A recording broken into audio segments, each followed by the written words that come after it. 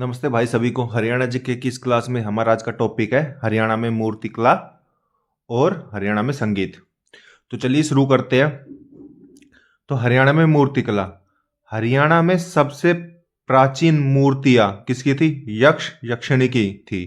ठीक है, जो कि कहाँ मिली है? पलवल में, मेवात में, फरीदाबाद में।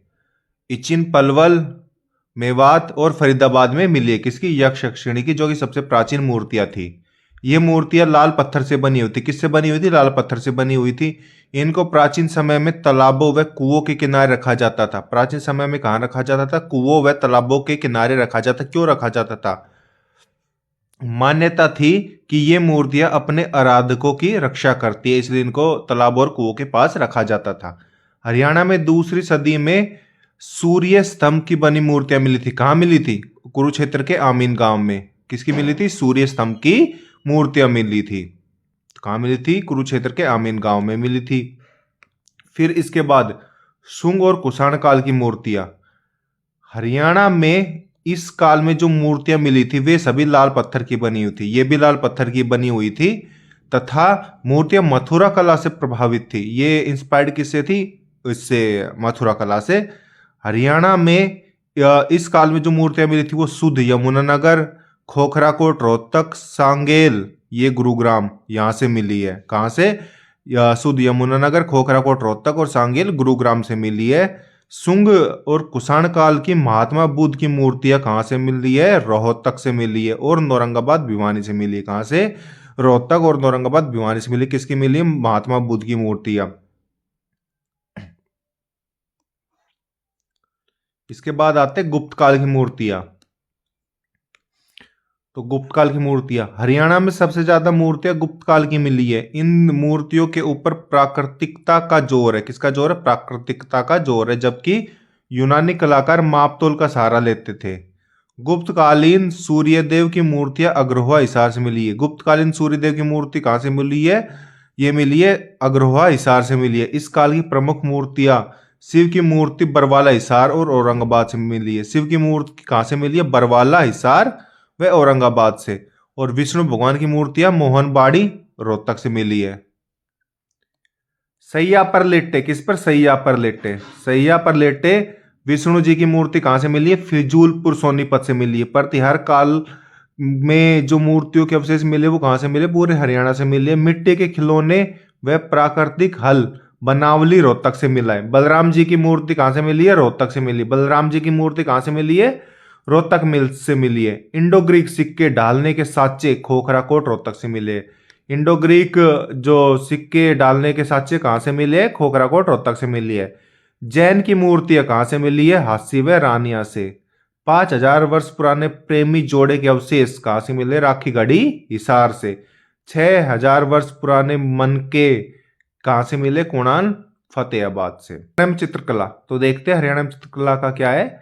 हरियाणा में चित्रकला में सबसे प्राचीन अवशेष सीसवाल हिसार संस्कृति के मिले। किसके मिले? सीसवाल हिसार संस्कृति के क्या मिले?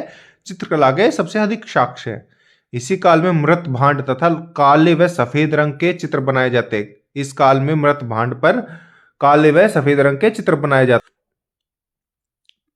बनावली फतेहाबाद से चित्रित वस्तुएं प्राप्त होती। कहां से प्राप्त होती? बनावली फतेहाबाद से चित्रित वस्तुएं प्राप्त होती, जो कि काले मृत भांड पर टेढ़ी मेढ़ी रेखाओं के चित्र बनाए गए हैं। ठीक है, बनावली फतेहाबाद से चित्रित वस्तुएं प्राप्त होती है, जो कि काले मृत भांड पर टेढ़ी मेढ़ी रेखाओं के चित्र बनाए हुए हैं। हरियाणा में चित्रकला की सर्वाधिक विकास 18वीं सदी के अंत में रेवाड़ी के पास राव के संरक्षण में हुआ था तथा रेवाड़ी की कला राजस्थान की शाखा से मानी जाती है। रेवाड़ी की कला किसकी शाखा से मानी जाती है? राजस्थान की से। इस चित्रकला में भगवान श्री कृष्ण व उनके कार्य के बारे में बताया गया है। 18वीं शताब्दी में चित्रकला की शुरुआत हरियाणा में किताबों से शुरू हो गई थी। किताबों से कब शुरू हो गई थी? 18वीं शताब्दी में। अब आते हैं संगीत कला।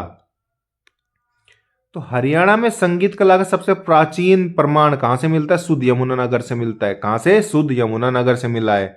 दूसरी शताब्दी की एक मूर्ति, दूसरी शताब्दी की मूर्ति जिसमें संगीतकारों को बैलगाड़ी पर जाते हुए देखा है। ठीक है, ये सब कहां से मिले?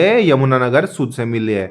9वीं शताब्दी में एक ईंट मिली। कहां से मिली? अग्रोहा से मिली। एक ईंट मिली, कहां से मिली? अग्रोहा से मिली, जिस पर क्या लिखा हुआ था? सारेगामापा संगीत के 7 स्वर लिखे थे, जो कहाँ में से मिली थी? अग्रोहा, हिसार से मिली थी। 9वीं शताब्दी में शास्त्रीय संगीत से प्रचलित था। 9वीं शताब्दी में शास्त्रीय संगीत प्रचलित था। यह प्राप्त मृतभांड कुछ स्वर अंकित थे। इस समय आम लोगों को संगीत के बारे में जानकारी थी। ठीक है, तो संगीत के साक्ष्य कहाँ से मिले थे? ये मिले थे सुध यमुनानगर से मिले थे। दूसरी शताब्दी में एक मूर्ति मिली थी जिसमें संगीतकारी को बैलगाड़ी बजाते हुए देखा था। 9वीं शताब्दी में एक ईंट मिली थी, अग्रवाल से मिली थी, जिस पर संगीत के 7 स्वर लिखे हुए थे। ठीक है, 9वीं शताब्दी में शास्त्रीय संगीत प्रचलित था। यह मृतभांड पर इसके कुछ स्वर अंकित थे। इस समय लोगों को संगीत के बारे में जानकारी थी। फिर आते मध्यकाल में प्रसिद्ध संगीत सूरदास थे। मध्यकाल के प्रसिद्ध जो संगीतकार थे वो कौन थे? सूरदास थे।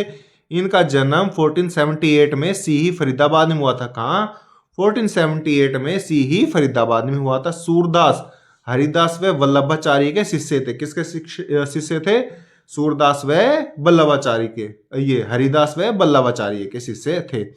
वल्लभाचार्य ने सूरदास को मथुरा के श्रीनाथ मंदिर का प्रधान बनाया था। कहाँ का प्रधान बनाया था? मथुरा के श्रीनाथ मंदिर का प्रधान बनाया था। उत्तर मुगल काल में, इसी काल में संगीत काफी सुधार आया था। संगीत में सुधार कब आया था? उत्तर मुगल काल में आया था। तो यहाँ के एक प्रसिद्ध कलाकार थे, कौन थे? कल्लन खां थे। कल्लन खां रेवाड़ी के रहने वाले थे तथा कल्लन खां किसके शिष्य थे? कल्लन खां ग्वालियर घराने के प्रसिद्ध ख्याल गायक होंदू खां के शिष्य थे।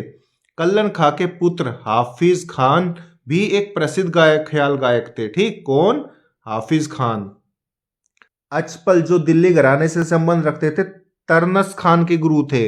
अचपल जो दिल्ली घराने से संबंध रखते थे, तरनस खान के गुरु थे। ठीक है, जोहराबाई जो अंबाला की रहने वाली थी, प्रसिद्ध गजल गायिका थी। कौन? जोहराबाई जो अंबाला की रहने वाली थी, प्रसिद्ध गजल गायिका थी। अचपल जो दिल्ली घराने से संबंध रखते थे, तरनस खान के गुरु थे।